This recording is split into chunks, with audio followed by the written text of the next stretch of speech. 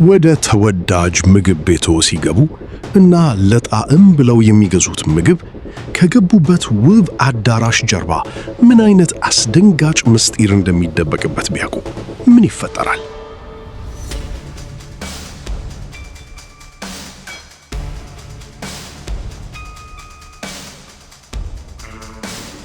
በአንድ ወቅት በናይጄሪያ ውብ ከተሞች ውስጥ የምትኖር አዳ የምትባል ወጣት ነበረች። ነገር ግን አዳ አንድ የቆየ እና አደገኛ የህይወት ልማድ ነበራት። በቤት ውስጥ አዳ በየቀኑ አዳዲስ የቅንጦት ምግብ ቤቶችን እየዞረች ውድ ምግቦችን መመገብ የምትወድ የነካውን ጥራት ያለውን ምግብ መብላት መርጣለሁ ነበር የምትለው። የእሷ የቅርብ ጓደኛ ቺሶም ግን የዚህችን ወጣት ምርጫ በጣም ያሳስባት ነበር። ቺሶም አዳ እባክሽን አስቢው፣ ውጪ የምትበይው ምግብ የሚያምር ሊመስል ይችላል፣ ነገር ግን አሰራሩን አታውቂው። እኔ በገዛ እጄ ገዝቼ በገዛ እጄ ሳጥብና ሳበሴ የሚሰማኝ እርካታና ሰላም ለጤንነቴ ምን ያህል አስፈላጊ እንደሆነ ታውቂያለሽ?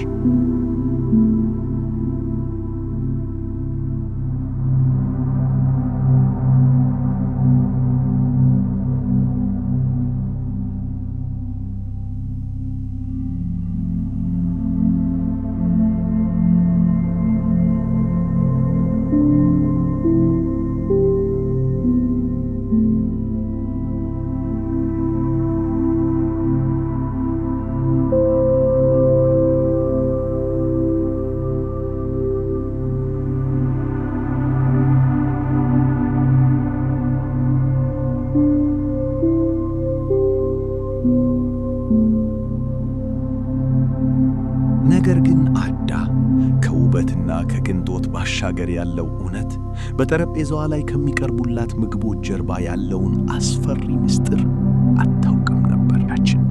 በዛሬው ጥልቁ ዓለም የምናየው እውነታ ብዙዎቻችንን የሚያስተምር ብቻ ሳይሆን ወደፊት አዳ ታሪኩ ገና መጀመሩ ነው። የሚቀጥለውን ክፍል እንቀጥል። ቺሶም በየቀኑ አዳን የምትመክረው ለጤንነቷ ብቻ አልነበረም። የቺሶም ተሰጠውን ዋጋ ታሳይ ነበር። አዳ ግን ይህንን የጓደኛዋን ጥረት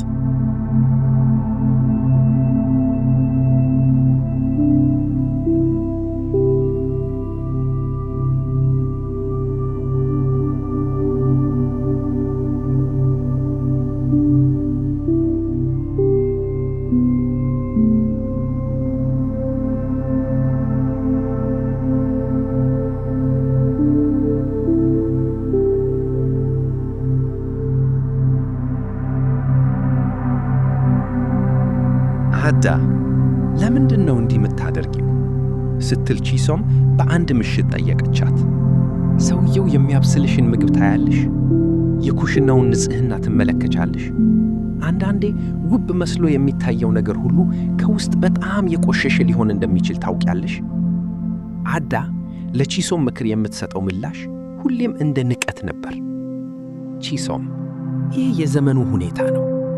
ሰዎች በየቀኑ በሥራ ተጠምደው ምግብ ለማብሰል ጊዜ የላቸውም። እኔ የምመርጠው ጊዜን መቆጠብና ጣፋጭ ምግብ መብላት ነው።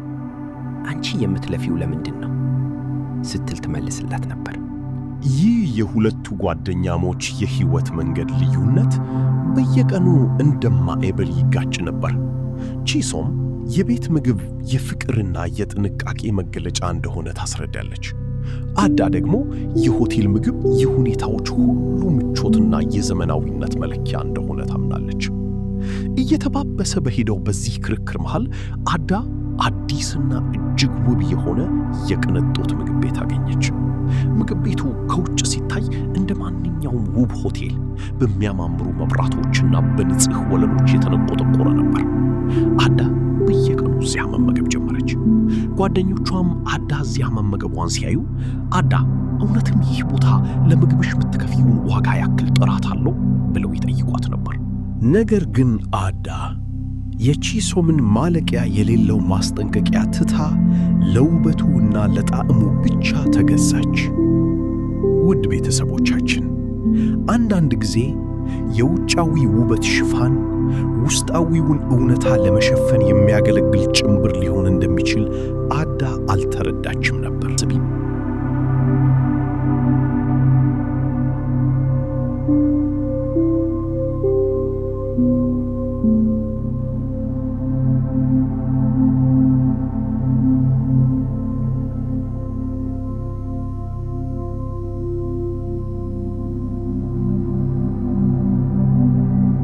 አዳ እነዚህን ንግግሮች ሁሉ ችላ አለች።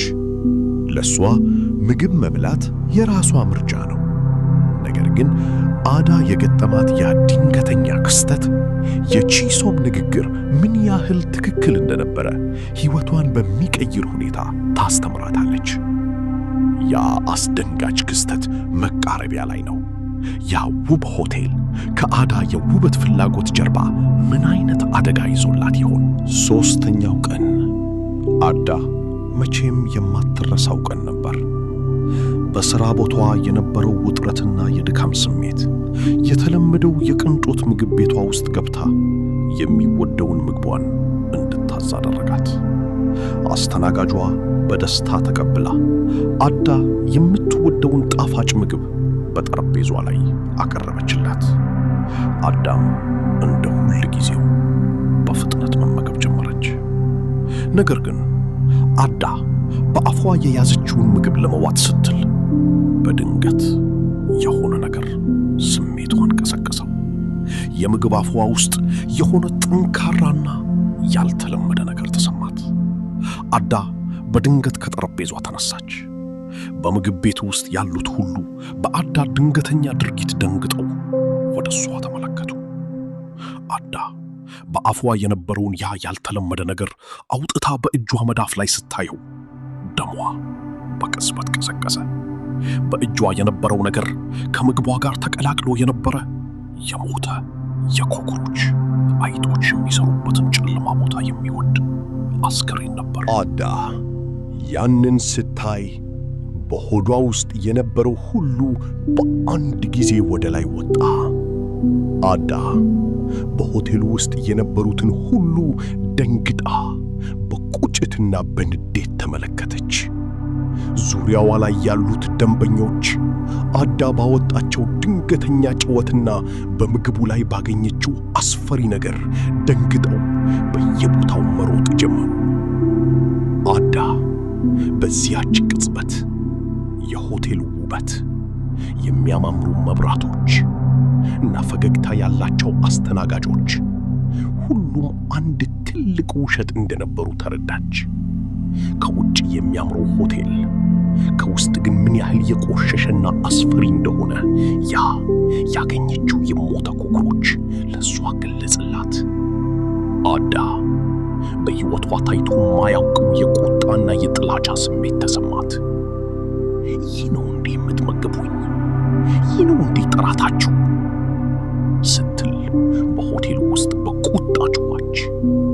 ሆቴሉ ውስጥ የነበሩት ደንበኞች የአዳን ድንገተኛ ለውጥ አይተው የምግብ ቤቱን ንጽሕና መጠራጠር ጀመሩ። አዳ ያን ቀን እውነት በምንም መልኩ በውጫዊ ውበት እንደማትለካ ተረዳች። አዳ በአፏ ውስጥ የገባው ያ የሞተ ኮከሮች በሕይወቷ የነበረውን የምግብ አመለካከት በሙሉ ቀየረባት። ውድ ቤተሰቦቻችን፣ አዳ ያጋጠማት ያ አሰቃቂ ክስተት በሆዷ ውስጥ የነበረው ሁሉ እንዲያምርባትና በቅጽበት ወደ ውጭ እንዲወጣ አደረገው። ምግብ ቤቱ በሙሉ በግርግር ተሞላ። የደንበኞቹ መደናገጥ፣ የሰራተኞቹ ግራ መጋባት እና አዳ በንዴትና በሰቀቀን የሞላችበት ድምፅ ሆቴሉን ወደ ትርምስ ቀየሩት። አዳ ግን ያን ምሽት በዚያው አላበቃችም። ሆዷን እየያዘች ወደ ቤቷ ስትመለስ ቀኑን ሙሉ የነበረው ያ ድካም ወደ ከፍተኛ የሆድ ህመምና ትኩሳት ተቀየረ። ማታው ሙሉ ህመም አሰቃያት። የቺሶም ምክር ልክ እንደ ፊልም ድምፅ በጆሮዋ እያቃጨለባት ነበር። አዳ እባክሽን አስቢው፣ ውብ ሆኖ የምታዩ ሁሉ ንጹሕ አይደለም። በሚቀጥለው ቀን ጠዋት አዳ ከራሷ ጋር ትልቅ የውስጥ ጦርነት ገጠመች። የሆዷ ህመም እየጨመረ በመምጣቱ መራመድ እስኪያቅታት ደረሰ።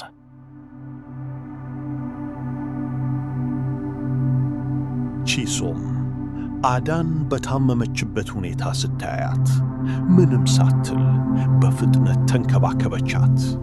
ለጤንነቷ የሚሆን ንጹሕ የቤት ምግብ በማዘጋጀት አዳ ምን ያህል ትልቅ ስህተት እንደሠራች ያለ ቃል እንድትረዳ አደረገቻት። አዳ በቺሶም እጅ የተዘጋጀውን ያ ንጹሕ እና ጥራት ያለው ምግብ ስትቀምስ የሆቴሉን ምግብ ጣዕም ሳይሆን የቤት ምግብን ትክክለኛ የሕይወት ዋጋ ተረዳች። አዳ ከብዙ ቀናት የሕመም ሥቃይ በኋላ ሕይወቷን እንደገና ለመገንባት ቆረጠች። የሆቴሉን ምግብ፣ የቅንጦት ሕይወቷንና የሰነፍነት ልማዷን በሙሉ ያ አሰቃቂው የሞተ ኮክሮች ካጋጠማት ቀን ጀምሮ ለዘላለም ተሰናበተቻቸው። ውድ ቤተሰቦቻችን፣ አዳ ያጋጠማች ይህ የጤና ቀውስ ሕይወቷን ወደ ተሻለ መንገድ እንድትመራ አደረጋት። አዳ አሁን የምትኖረው በግል ጥንቃቄና በራሷ ጥረት ነው። ይህ ክስተት የእሷን ብቻ ሳይሆን ብዙዎችን ሊያስተምር የሚችል ትምህርት ይዟል። ግን አዳ ይህንን አዲስ የሕይወት መንገድ እንዴት ተግባራዊ ያደረገችው? ቺሶምስ ምን ተሰማት? ታሪኩ አሁንም አስገራሚ ምዕራፎች አሉት። የሚቀጥለውን ክፍል እንቀጥል። 5 አዳ ከታመመችበት የጤና ቀውስ በታላቅ ትግል ካገገመች በኋላ የነበረችው አዳ ሙሉ ለሙሉ ተለወጠች። ያ አስፈሪ የኮክሮች ገጠመኝ እንደ አንድ ትልቅ የማንቂያ ደውል ሆኖ በሕይወቷ አስተጋባ። ከአልጋዋ እንደተነሳች መጀመሪያ ያደረገችው ነገር የነበሩትን የሆቴል መተግበሪያዎች አፕስ ከስልኳ ላይ ማጥፋት ነበር። ቺሶም አዳ በኩሽና ውስጥ ስትውል ስታያት የደስታ እንባ ነበር በዐይኖቿ የሚታየው። አዳ እውነትም መማር የምትፈልጊው ሰው ከስህተቱ ይማራል ስትል በኩራት ተናገረች። በሥራ ቦታዋ በቺሶም መሪነት አዳ የቤት ውስጥ ምግብ የማብሰል ታሳይ ማጥናት ጀመረች።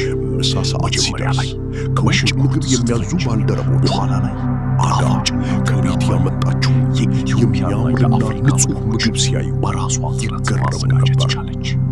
አዳ ስለ ምግብ ንጽሕናና ስለ ቤት ምግብ አስፈላጊነት ለባልደረቦቿ ስታስተምር እሷም ለብዙዎች የመነሳሳት ምንጭ ሆነች። የጥልቁ ዓለም ውድ ቤተሰቦች፣ አዳ የራሷን ሕይወት በመቀየር ብቻ አልተወሰነችም። የብዙ ሰዎችን የአኗኗር ዘይቤ በመቀየር ትልቅ አስተዋጽኦ አበርክታለች። የእያንዳንዱ የምትበላው ምግብ አዳን ለራሷ ክብር እና ለጤናቷ እንድትጠነቀቅ የሚያስተምራት ትልቅ ስኬት ነበር። ግን ይህ የሕይወት ለውጥ በአዳ ላይ የፈጠረው ተጽዕኖ በዚህ ብቻ ይብቃ? አዳ በራሷ የሕይወት ጎዳና ላይ ሌላ ምን አይነት አዲስ ምዕራፍ ትከፍት ይሆን? የሚቀጥለውን ክፍል እንቀጥል። አዳ በኩሽናዋ ውስጥ ስትሆን የድሮ ሕይወቷን እያስታወሰች ትረካለች። ምን ያህል ጊዜ ነው የራሴን ጤና በገንዘብ የሸጥኩት ትላለች በሐዘን ስሜት። አዳ አሁን የምትኖረው ሕይወት ከቅንጦት ይልቅ በጤናና በንጽሕና የተሞላች ናት። የቤቷ ኩሽና አዳ ለራሷ የሰጠችው የፍቅርና የጥንቃቄ ምልክት ሆናለች። በየቀኑ ጠዋት አዳ ከስራዋ በፊት ምግቧን ማዘጋጀቷን እንደ መደበኛ ሥራ ታከናውናለች። ይህ ልማዷ በአዳ ላይ የፈጠረው ተጽዕኖ በስራዋ ላይም ታይቷል። አዳ በስራዋ ላይ በላቀ ቅልጥፍናና በብርታት ስትሰራ ባልደረቦቿ የዚህን ምስጢር ይፈልጉ ነበር። አዳ እንዴት ነው እንዲህ የምታንጸባርቂው? ምንድን ነው የምትበይው? ሲሉ ይጠይቋታል። አዳም በፈገግታ ስትመልስ የራሴን ምግብ አበስላለሁ፣ ጤናማ አመጋገብ የሕይወት መሠረት ነው ትላለች። አዳ በሥራ ቦታዋም ለብዙዎች እንደ አርአያ ሆናለች። የብዙ ባልደረቦቿ ልጆች አዳ በምታመጣው ንጹሕ ምግብ አብረው መብላት ይፈልጉ ነበር። አዳ በዚያች የቅንጦት ምግብ ቤት ያገኘችው የሞተ ኮክሮች ሕይወቷን ወደ ተሻለ መንገድ እንድትመራ ያደረጋት ትልቅ ትምህርት ነበር። አዳ ይህንን ክስተት እንደ አንድ ትልቅ የባህሪ ለውጥ እና ለወደፊት ሕይወቷ ጠቃሚ የትምህርት ምንጭ አድርጋለች። ውድ ቤተሰቦቻችን፣ አዳ የራሷን ሕይወት በመቀየር ብዙዎችን ወደ ጤናማ አመጋገብ እንድትመራ አድርጋለች። አዳ በምግብ ንጽሕና እና በቤት ምግብ አስፈላጊነት ላይ ያላት አመለካከት የብዙ ሰዎችን የሕይወት መንገድ ለውጧል። ግን ታሪኩ እዚህ ላይ ያበቃ ይሆን? አዳ ከቺሶም ጋር ያላት ጓደኝነትስ ምን ያህል ጠንካራ ሆና ትቀጥል ይሆን? የሚቀጥለውን ክፍል እንቀጥል። ውድ ቤተሰቦቻችን፣ አዳ የራሷን ሕይወት በመቀየር ብዙዎችን ወደ ጤናማ አመጋገብ እንድትመራ አድርጋለች። አዳ በምግብ ንጽሕና እና በቤት ምግብ አስፈላጊነት ላይ ያላት አመለካከት የብዙ ሰዎችን የሕይወት መንገድ ለውጧል። ግን ታሪኩ እዚህ ላይ ያበቃ ይሆን? አዳ ከቺሶም ጋር ያላት ጓደኝነትስ ምን ያህል ጠንካራ ሆና ትቀጥል ይሆን? የሚቀጥለውን ክፍል እንቀጥል። ጊዜው የእሷ ሕይወት ውስጥ ቦታ የለውም። አዳ አሁን ከአደጋው በኋላ የነበሩት ወራት አዳ ለራሷ ክብር፣ ለሰውነቷ ጥንቃቄ እና ለጊዜዋ አድናቆት እንዲኖራት አስተምረዋታል። አንድ ማለዳ አዳ እና ቺሶም በቤታቸው ሰገነት ላይ ቁጭ ብለው ሻይ እየጠጡ ነበር። አዳ የድሮውን ጊዜ ስታስብ፣ ቺሶም አንዳንዴ ያ የሞተ ኮክሮች በምግቤ ውስጥ ባይገኝ ኖሮ ዛሬ ምን ሆን ነበር ስትል በሐሳብ ጠየቀች። ቺሶም ፈገግ ብላ እጇን ያዘችና አንዳንድ ጊዜ ሕይወት መራራ ትምህርት የምትሰጠን ከዛ በላይ ትልቅ ሕመም እንዳይገጥመን ነው። ያ ኮክሮች የአንቺ የጤና ጠባቂ መልአክ ነበር ማለት ይቻላል አለቻት። ሁለቱም ተያይተው ሳቁ። አዳ በቺሶም ጓደኝነትና ምክር ምን ያህል እንደታደለች ተሰማት። ያለ ቺሶም ትግል፣ ያለ አስፈሪ ክስተት አዳ ዛሬም በሆቴሎች ውጫዊ ውበት እየተታለለች በውስጥ ደግሞ ጤንነቷን ትጎዳ ነበር። ውድ ቤተሰቦቻችን፣ የታሪኩ መቋጫ ይህ ነው። ሕይወት የውጫዊ